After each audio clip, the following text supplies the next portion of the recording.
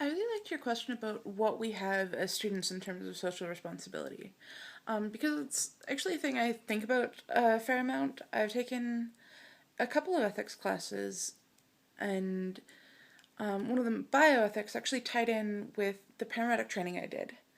And like, first, do no harm is a fairly core value of anything medical. And I think that's like the most important thing we can keep in mind as students. Because, I mean, we have a lot going on, even if all we're doing is going to school.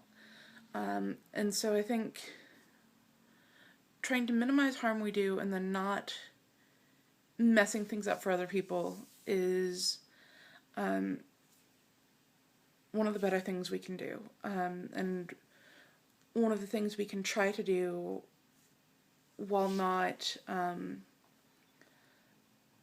overstraining ourselves. Like one of the things in How to Get Away with Murder, in the first episode, Annalise Keating ends up telling off a student for taking a learning experience away from another student, and that's something we can try to do as part of doing no harm. But I mean, another thing that comes from paramedic training is that you have to protect yourself first. So I think sometimes doing no harm is where one's obligation stops. Because, like, I mean, this semester I'm in 5 classes. I'm still working 30 hours a week.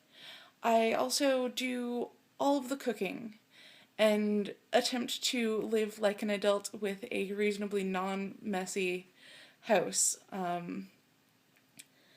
And, like, that takes a lot of time. Um,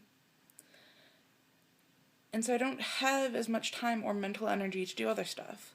Like, I'm really interested in uh, LGBT rights and in disability advocacy. But part of that disability advocacy is recognizing that, depression is a legit disability that I have.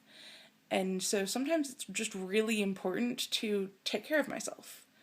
And so that curtails what I can do in terms of reaching out. So, I mean, I curate a list of mental health resources and a list of gender resources, but for the most part, that's all I do, because I'm busy. And so I try to do no harm, and I have those available, but that's where I stop. And most of the time, I'm okay with that because I am doing what I can without harming myself. Um, Hopefully, at some point, I will have less than the equivalent of 2 full-time jobs, since being a student is a full-time job, and we'll be able to do more.